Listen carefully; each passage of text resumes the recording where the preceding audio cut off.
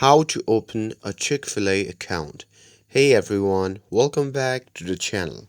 In today's video, I'm going to show you how to open Chick-fil-A account using your mobile device. So now without further ado, let's get started. So first thing first, open the Chick-fil-A app on your phone, and now here once you're inside the app, just tap on the three dash icon shown in the top right corner of the screen.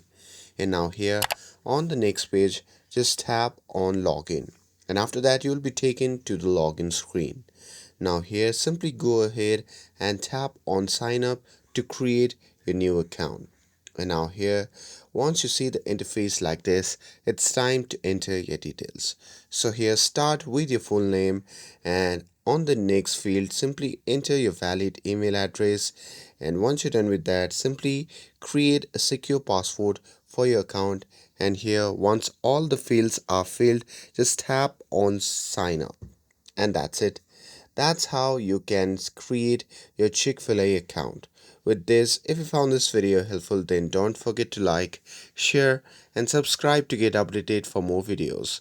Thanks for watching, and I'll see you in the next video.